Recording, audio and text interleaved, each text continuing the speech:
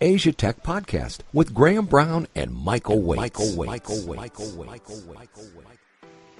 Hello and welcome to ATP Stories. Today we're going to look at the hotel and hospitality space. We're going to talk about multiculturalism, world travel, entrepreneurship in Japan in the ATP studio. Today I'm joined by the founder of B&A, the Bed and Art Project, which essentially has two hotels in Japan, which we'll talk about, one in Koenji and one in Kyoto. These hotels support local artists while at the same time provide a unique art experience for their guests. Yu Tazawa, welcome to the show. Thanks for having me. It's great to have you here. Let's call you Taz, Yep. because that's the name you go by, and you, as we said off tape, can be a little bit confusing for people. You have to deal with the stupid jokes every time, right? I know, you've heard these so many times, right? Eye roll, etc. All right, so Taz, okay, let's talk a little bit about B&A first, and then I think it's really important for the listeners to understand your background and how all of this comes together. For me, I've got so many questions to ask you as well. We'll talk about why in a minute, but let's talk about what B&A is. So please describe to us what your hotels are so people can understand it from a non-business perspective. As a consumer, what is your hotel? So I have this slogan of staying an art piece, supporting artists. So we're sort of a new kind of a hotel business that we're trying to involve the community of artists around us and support the community by showcasing the art piece. Not just that, by supporting them financially, by giving them a revenue share of the room. So if you stay in a room which was built by a local artist, part of what you pay goes to the artist who created that room. So it's not just pictures on the walls like you see in restaurants sometimes. The artists are actually designing the room. Yeah, it's actually, we define the room as an art piece, so not as a decoration. Right. So the architect will actually talk to the artist and build the room from scratch. So it's more of a collaboration between the architect and the artist. Right. So does each room have a distinct theme, a distinct artist, or do you get artists to design the hotel? How does it work? So yeah, each room has a different local artist working yeah. Interesting. So describe to me one of your favorite rooms. I know obviously it's a bit unfair on all the other artists because you've got so many. Yeah, I should have. But describe to me, let's turn that on its head a little bit. Just for me, you don't really know so much about my personality, but if I went to your hotel, which room would you recommend me based on my personality? I think we have a room by Ogi, this artist from Asagaya, which is right next to Koenji. It's a little bit more conceptual than the other artists that we worked with, who are a little bit more on the street art side. The room is filled by these chevron themes that are golden. It's a golden ratio chevron. Oh, okay. And you got the whole room that's like all chevron, and then you got another section that's completely yellow. You've got this yellow wall and the chevron wall sort of interacting with each other. And then you got his art pieces that are also light fixtures. So he wanted his art to have a functionality. So if we actually work with the carpenters and the architects to create these pieces that would have the light inside that you can change, you can dim and yeah. So what do people say when they stay in that room? What kind of impression does it leave upon them? It's trippy to start with, and surprisingly relaxing for what it looks like on the photo. Right. Huh. Because if it's like the golden ratio, you're talking about like the mathematical, all that kind of. I don't even know how to describe it, but that sort of the patterns that appear sometimes in nature, sometimes in design, and so on. Yeah. Okay, but people come out of that and they said it's surprisingly relaxing. That's interesting. Yeah. And do they then sort of get interested in the artist? Is that for them a lot of first time an introduction to that artist? Yeah. Many of the artists that we work with are not exactly famous. They're more up and coming young artists. And it's having a room as an art piece is a kind of an interesting experience, because when you go to a gallery or museum, you would maybe spend like 5-10 seconds with an art piece. If it's a famous piece, maybe you sit there for like 3 minutes, but you wouldn't really spend like 24 hours or even 3 or 4 days with it, right? And you also see the art in different times of the day. Like you probably see the art differently before going to bed and just when you woke up. So you develop this relationship with the art that you probably wouldn't otherwise. And of course, that spurs interest in the artist himself, and that's also a way of giving exposure to global audiences in a different way. Right. So it's a more natural experience than walking around a gallery. I mean, galleries are fine, but it's for a lot of people, it's kind of a sterile experience, isn't it? But you're kind of giving them something where they live in that.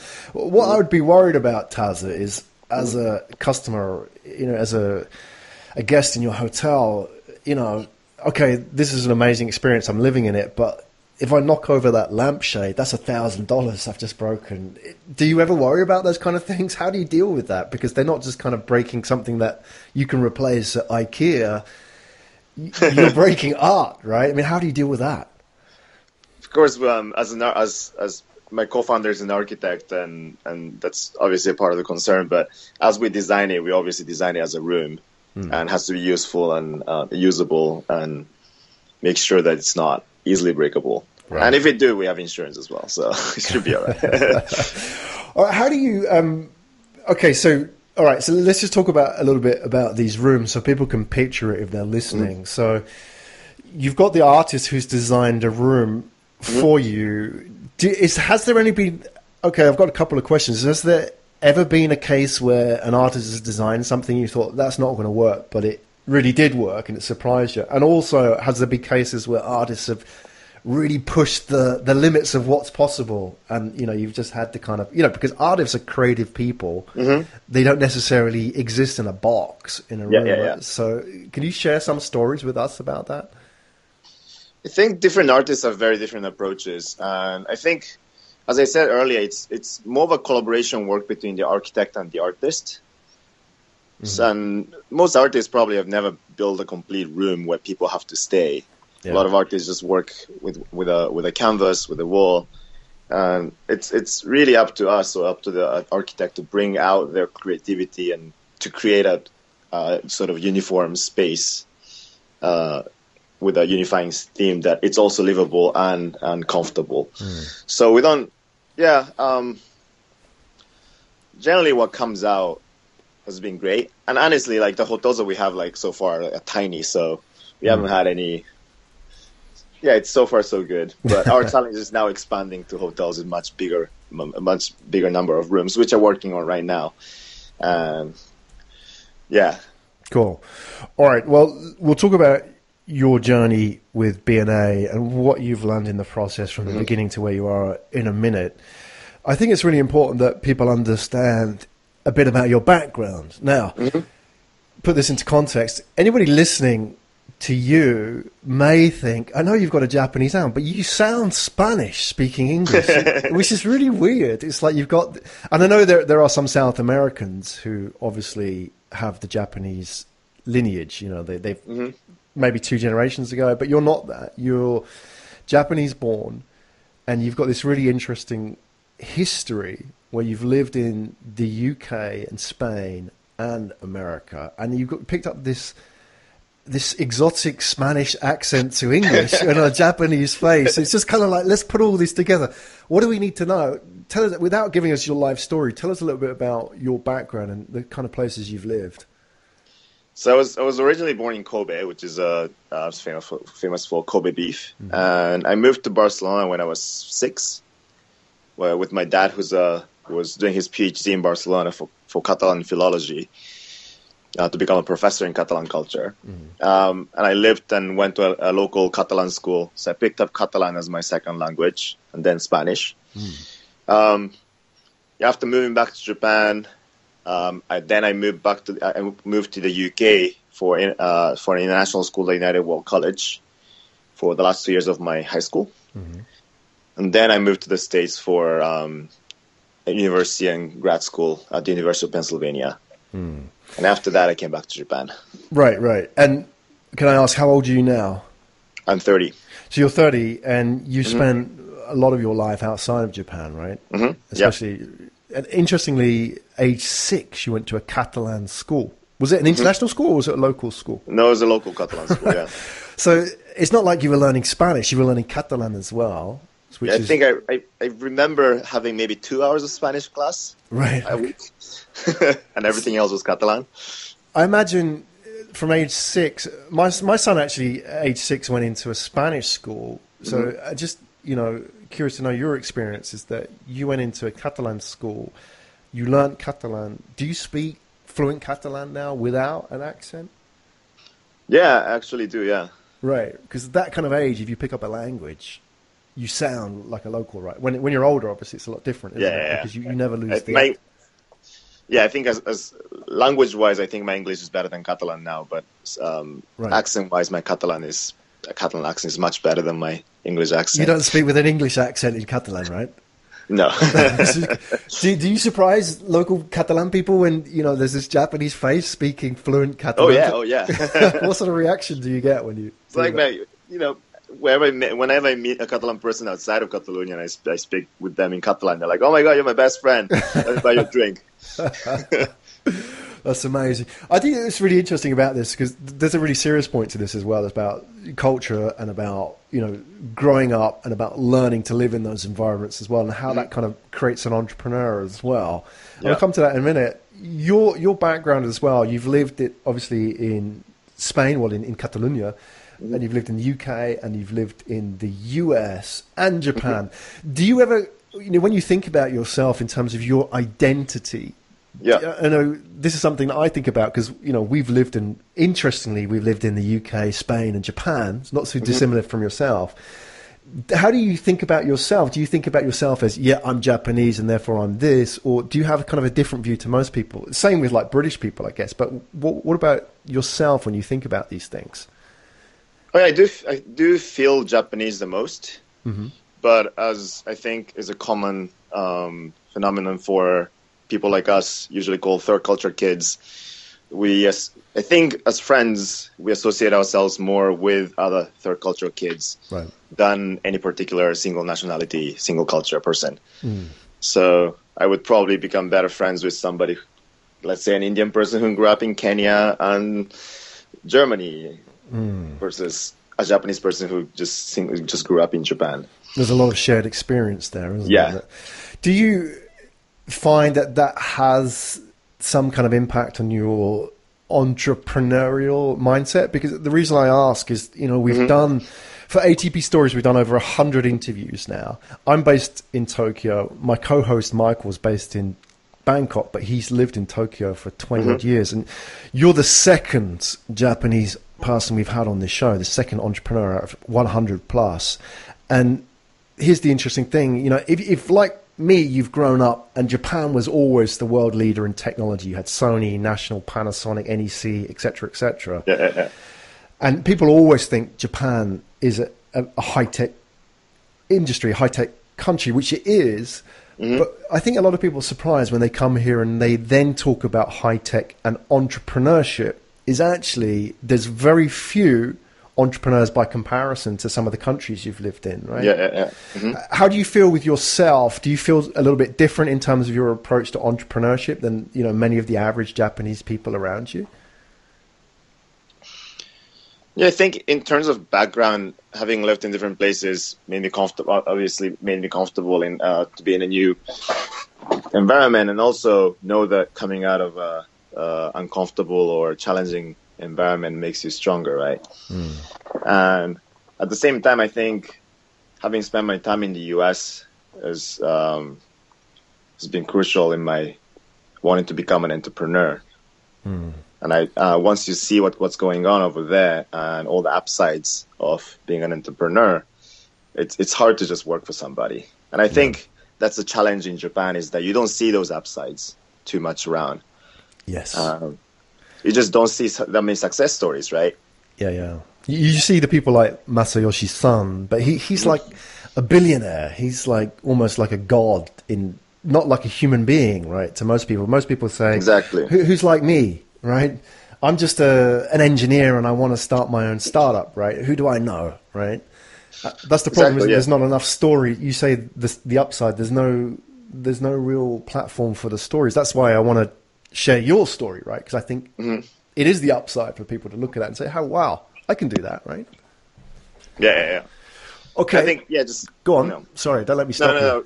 I think one thing that I wanted to point out in Japan is that it's not that we don't have successful entrepreneurial companies, and we definitely did. I think Masayoshi Son is obviously one of them, and Gree and DNA and those Yahoo Japan and all those companies made it. But the problem is that, you know, stock options and shares weren't given out to employees like it would be in the States. So companies that should have produced, thousands of millionaires just didn't. Right. You know, and this is still the case right now. A lot of startups, IPOs, like recent IPOs, you see the founders still having 70% of the shares. Yeah. Stock like option pool being maybe 1% or even less. You know, and they complain that smart people don't come to the venture world. And obviously, you know, you work for these companies, you pay a lot less than the companies that you can work, the bigger companies that you can work for, and you don't get the returns that you deserve even if the company exits. So there is a sort of systematic structural problem there as well. Is that changing from your experience? The people you know around you, do you see change? I mean, entrepreneurship is a fashionable subject at the moment, but are there people starting their own business? Is there enough? Is there enough support? Is there enough cultural openness to taking risk in Japan? I think yes, slowly. I think it's changing. But it's also interesting because I'm not in the tech domain. As to say, like when you talk about startups, you immediately think about tech, and in that area, I think the growth is slow, but it's the change is happening. In my domain, which is brick and mortar, Japan has always been really, really entrepreneurial. The support system has always been there. I think it's the easiest place to start a brick and mortar business. The government gives you $200,000 with no personal collateral, or for like 1% loan. If you fail, you have to pay back. That's why we have so many small cafes and small little boutiques, and you know, there's a lot of government grants that you can use as well. So in that sense, Japan has always been really entrepreneurial. It's just not in terms of this 100x tech kind of thing hasn't really caught up. Why is that the case in Japan? I mean, you're completely right. I mean, there's so many small one-time stores, whether they're like a clothing store or a cafe, as you said. Why is Japan really aggressive and, you know, in promoting that and helping these people, whereas they may not be the case in the tech side of things? What is it specifically about that? I think those supports that you can actually use for tech as well. I think that it's when you start getting into more people's mindsets rather than the systematic stuff, I feel. Right. Gotcha. Just on that note as well, I mean, this is an interesting part of your story, which doesn't make sense to me, but I'm sure does make sense in the grand scheme of things. You part own and run a hair salon in Jakarta. I mean, it's not just a hair salon in Tokyo, it's a hair salon in Jakarta. We haven't even talked about Indonesia. So how does that all come together? I've always been driven by experiences rather than topic. Yeah.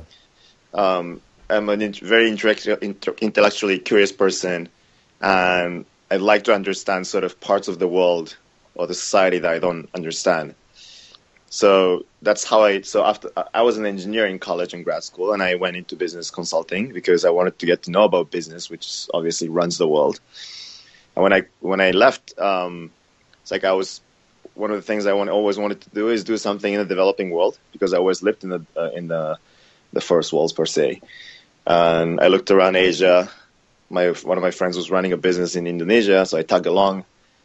And then I did the research, and I thought, well, high-end Japanese hair salon could do well here. So the topic came later. So I got the funds together and started the business then. It's been a very interesting experience, to say the least. Right. Everything I wanted to experience. Yeah, tell us about that experience, because, you know, that's a really interesting step into the unknown, isn't it? But it's not like you were...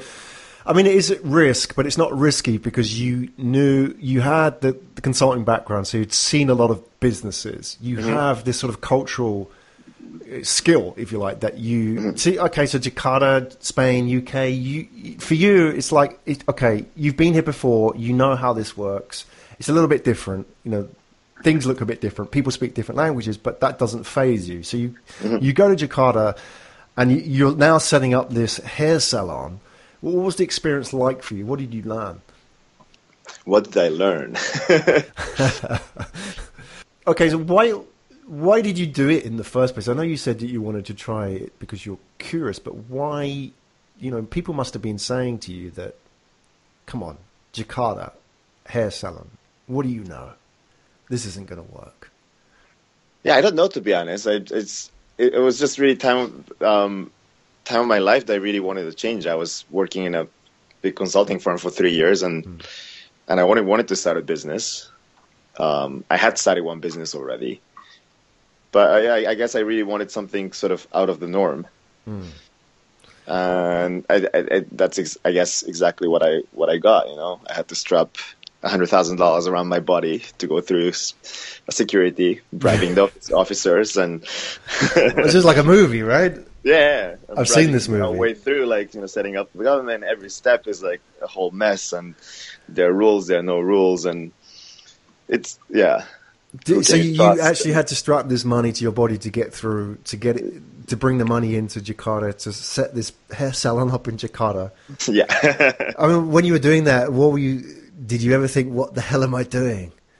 Yeah, many times. Okay. You certainly got your out of the normal experience, right? Yeah. So you set up this hair salon and you learned a few things in the process. And how did that send, where's the link into setting up BNA? At what sort of point in your timeline did that happen? When did BNA happen? So basically while I still was in BCG, the first business I started was Airbnb management company. Uh-huh. So I used to be a couch surfer. I was a couch surfing ambassador in Philadelphia.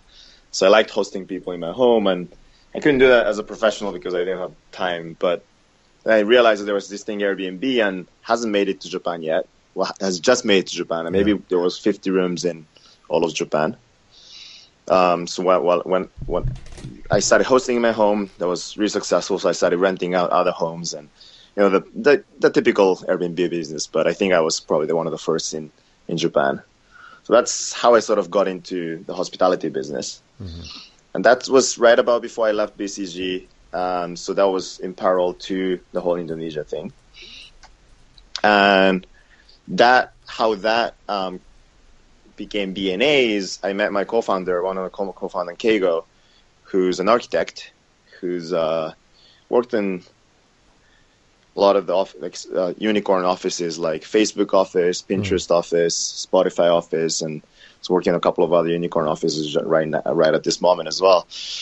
And he's been using a lot of artists in design. We wanted to do something together on the Airbnb and art and architecture, and we didn't want to do just like a cool room, but since we had a lot of artist friends who were struggling, we were like, okay, let's make it into like this new system where you stay and part of the profit goes to the artist who created it.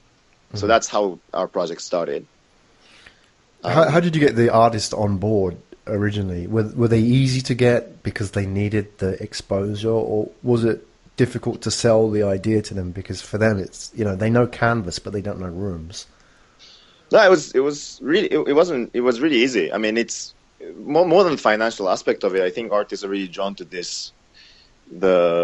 how fun and interesting this project is in creating this room. It's a new challenge for them, and artists always want a new challenge. And it's different from everything that they've been doing. The scale is different. And also, we asked them to become a director rather than a piece of a puzzle. Right. They come up with a concept, and the carpenters and the constructors and the architects, they work around it. So a conductor, right? Yeah. And how did you fund it originally? Was it just self-funded through the two founders, or did you go out and get seed funding? It was self-funded. So it was me, Keigo, and Yuto, who's the other guy that I run all my businesses together. Right. And, yeah. So the three of us, we self-funded, DIY'd. I mean, it was one room, so it didn't cost that much. Okay, so you started with just one room at the beginning. Yeah. Okay. Was that one room like an apartment, or was it a room within a hotel? How did that work with just one room? One room in an apartment, yeah. Okay, so you had this concept room, if you like, Yeah. which you were putting on Airbnb. That's how it started out. Yes. And how did that then go from one concept room into a hotel? So we always say that we sort of took in the lean concept into brick and mortar. So we had this idea, we put it up on Airbnb. I think that was our minimum value product. Yeah. And yeah, that did really, really well. So I think it was funny. We got picked up by Elle Decor magazine in France as one of the top 3 hotels that you should stay in Tokyo. Excellent. After Ritz-Carlton and Amman, like this one apartment room Airbnb. That's awesome. That's when we realized that there really isn't any interesting hotels in Japan. It's all sort of the high-end or the business hotels or the hostels. Right. Yeah. So you got that exposure. Great that you got into the magazines. And how did you then go out and lease a hotel or buy a hotel? Or because to step up from an MVP to a proper fully blown product, that's a big step, right? Especially if you're self-funding it. What was the journey like for you in doing that? So just to give you a context, the one in Kyoto is only 3 rooms, and the one we have in Koenji right now, it's also just 2 rooms. So it's not, we haven't done massive sort of full-size hotels yet. We're actually working on it right now. We're building a couple right now. But the next one was basically what we realized is that what we're asking the artists to do is to become a share owner of the rooms and of the hotels. And as you know, Airbnb's legal status is not exactly certain in Japan. Yeah. So I think as our being the business side person, bringing in the artists, our responsibility is to run the business as long as we can. And for that, we decided to sort of get off Airbnb and actually get hotel licenses so that we can run these places for as long as we can. So that was our Kyoto project. We got a big Japanese house. It was a 100-year-old Japanese house that we renovated with 9 different artists. And for that, we used a little bit of our own funding and also bank loans. That's, as I said, it's super cheap in Japan. Yeah.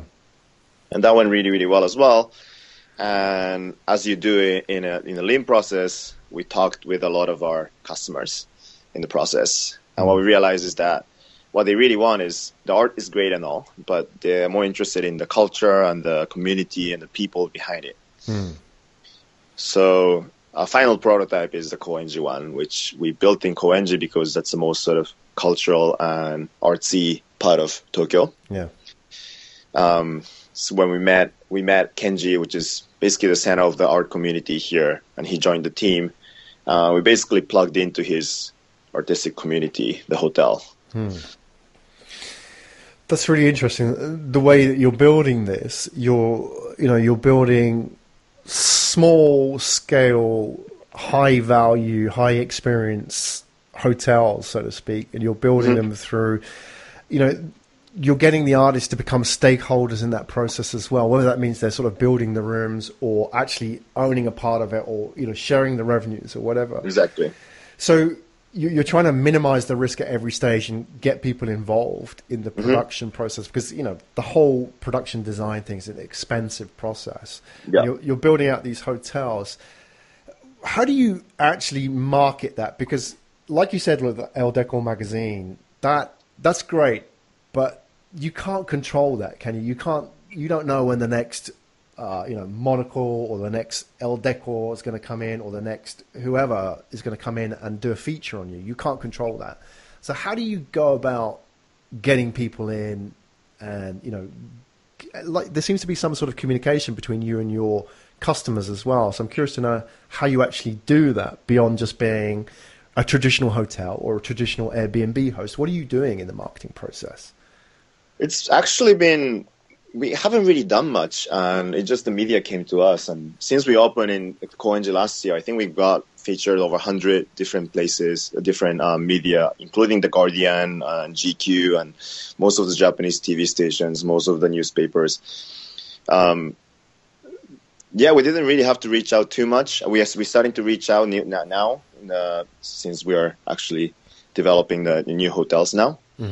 But Yeah, I think, as I said before, there aren't any really cool hotels in Japan. So most of the like the media people, when they come to Tokyo, they look for somewhere interesting to stay, Right. and they just end up in a place to start with for them to, to experience something interesting. And they like us, and they just write about us. Right? So that's sort of been really interesting because we've only got 2 rooms in Koenji, but the people who stay in it, I think 70 or 80% of them are creative, sort of influential people themselves. Right. And it's been great to have these people because it's sort of a natural filtering process of our guests. And Yeah, exactly. Your customers are your best marketing, it seems, right? And the kind of people that you're getting through the door are people who are in the media business, which is great, right? Fantastic for you, the natural broadcaster. I think, and I think that's where art really does well. And because if you think about how people look for hotels, they go to Booking.com on Expedia, and they scroll through all these photos, and most of them just show a big building. In our case, it's a photo of the room. It's a big art piece, and you just jump out of the screen, right? Different. And people who stop scrolling there, it's basically already filtered. Right. They're generally sort of influential and cool people. Yeah, it's important as well because you're focused on appealing to a specific type of customer, because I imagine a lot of people don't like what you do, and that's not a problem, right? And you don't care about that because you're not bothered with them. You're not trying to be everything to everybody. You're trying to be something to somebody, right? And that's really important for your marketing. You've got that, and that's why that customer will come to your hotel, have a great experience, and then tell the world about it, right? Yes. I mean, if you were just a Hilton or an APA or whatever, you would just give a normal experience to as many people as possible, right? But people don't talk about that, and they have to have these loyalty programs and all those kind of rewards programs to make people come back. But yours is different. You don't need that because your experience is the program, right? That's what gets people to come back. So how do you scale that? How do you take it to the next level? Because you have these 2 small scale hotels and you're getting repeat customers and you're getting interest. How do you take it to the next level? What's the plan for stage 2 with this? So I think we found the product market fit, and we have a product to show. So, we did what every other startup would do, is basically talking to investors, talking to developers. And right now we're building 2 new hotels with a developer, one in Tokyo and one in still undisclosed location somewhere in Japan. But the one is 5 rooms, the other is 30-something rooms, so much bigger than what we have now. And these ones are management contract, so we don't have to put in any money of ourselves. They would develop everything, we design it, and we sort of manage the operations, and we get a fee for it. So I think that was a great step for us to take without taking on the risk. Right. So has a hotel chain come to you and said, can you build as a concept hotel? Is that what's happened in this situation? Yeah, a real estate developer came to us. And at the same time, we're trying to raise funds of ourselves so that we can do a master lease project. So instead of having a client, we want to rent a building ourselves and renovate it ourselves, because we can be a little bit more experimental in those. The management contract at the end of the day is somebody else's money, so and they are a client. So we are given a lot of freedom, but we do have to think a lot more about sure cash flow rather than some experimental stuff that we would like to do ourselves. Right. But it's interesting the way you're doing it, because you can do both, right? You can the contract that you have with the real estate company, they're effectively bankrolling your learning process, right? They're taking most of the risk in buying the building or leasing the building, and then bringing you in on a fee basis, I suppose, or some kind of right. And you learn a lot in that process, and you also learn whether or not your concept is scalable, right? You can go from 2 to 30 rooms or whatever. And that then gives you a great case study to go back and raise funds. You say, hey, look, this worked here. We can do the same here, but, we'll own it. So we'll get all the revenues, right? So Interesting way of doing it. I don't know if that was the plan, but that seems to me the lowest risk and the most clever way of doing it. But we'll give you credit for that if that's kind of whether or not it worked out like that. But there you go. So do you see in the future that, you know, this will go beyond Japan? Do you have it? I mean, with your cultural background, surely that must be something in your mind, right? That you could take this elsewhere. Yeah. That's always been our vision. Keigo is also actually, he was born and raised in the States and moved to Japan a couple of years ago. So we've always been talking about growing this internationally. And yeah, we do get attention from international investors, and actually we're getting some inquiries from cities, actually, city governments who wants to promote their art.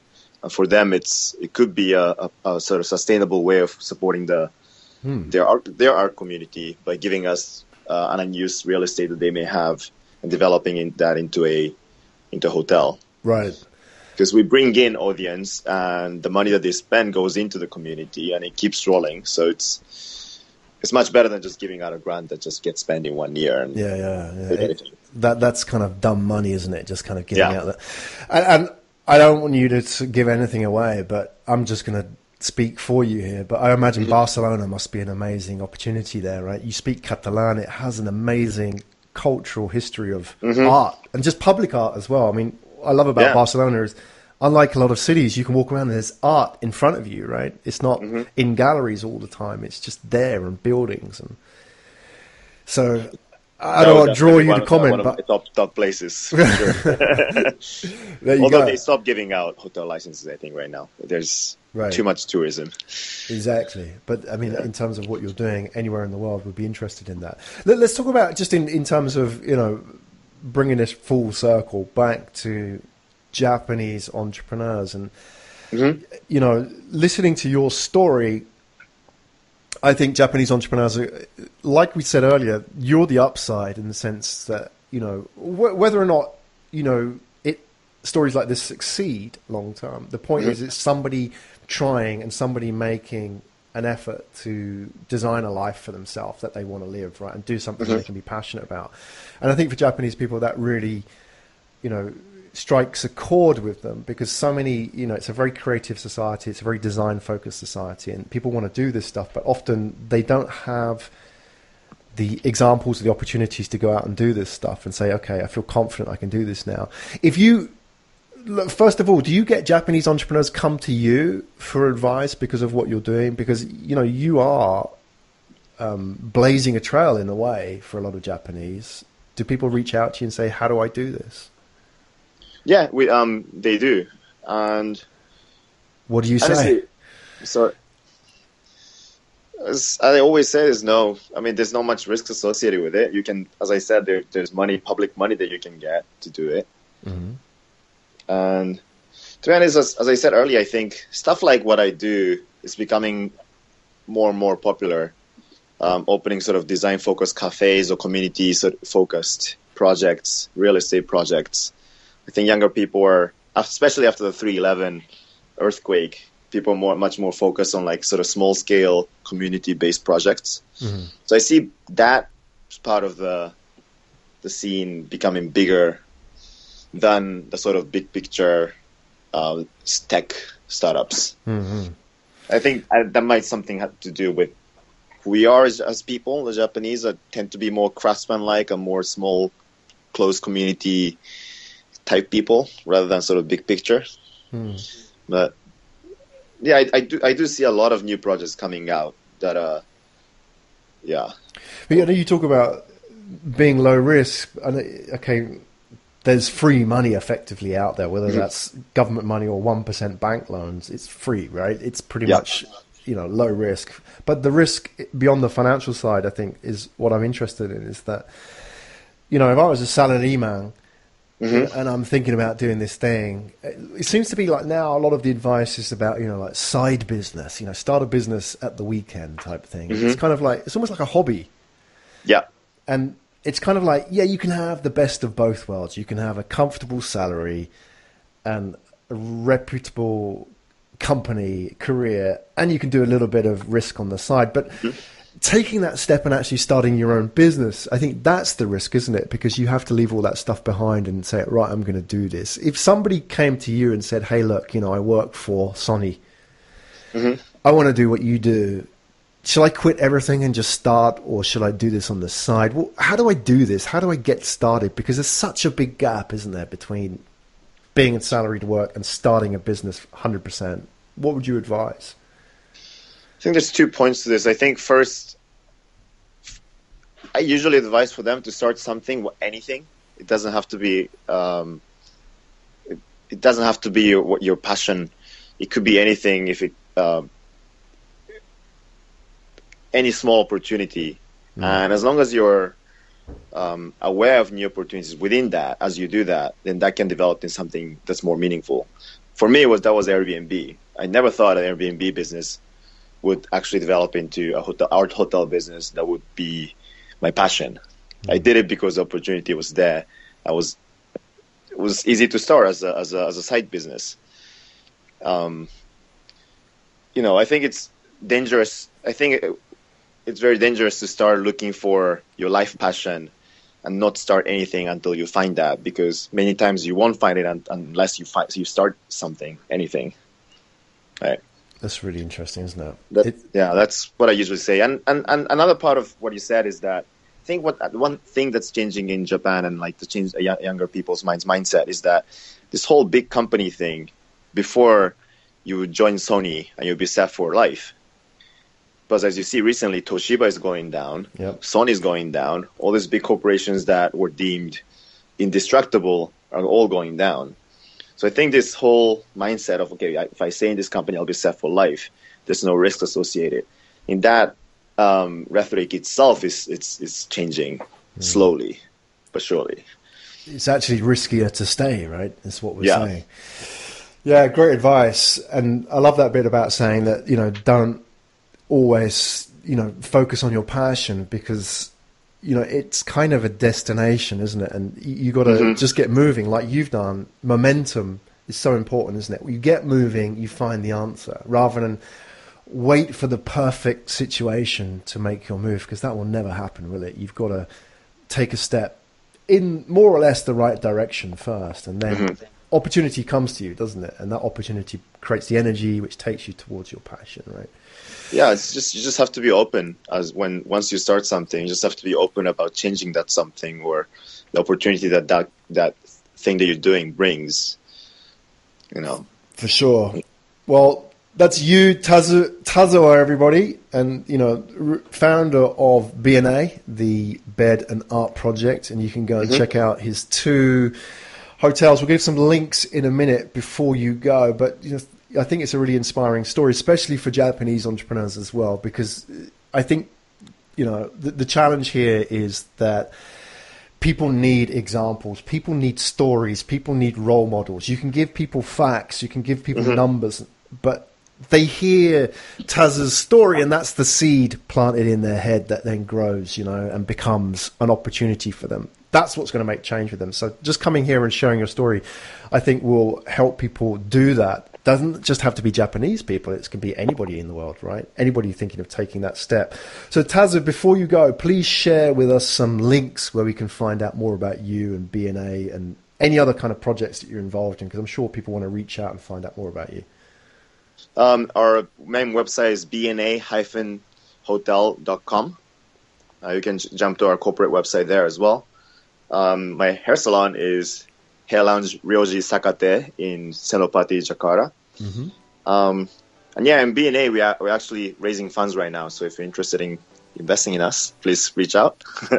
Excellent. I'm sure people will be in that space as well. So the best way to reach out for you, we'll put your details on LinkedIn as well as the details for your project, so people can get in contact with you. Tazu, thanks so much for coming on today. Really enjoyed talking to you. Thank you. Yeah, thank you for having me. Yeah, it's been fascinating, and would love to get an update as well, part 2. Let's see how this develops, especially when you're building these new hotels, these new projects. Want to see how that goes, as well as your funding round, as well as any other projects that you take on in the future. It'd be great to have you back on and give us an update. Thank you. And you should stop by. You've been listening to Asia Tech Podcast. Find out more at www.asiatechpodcast.com.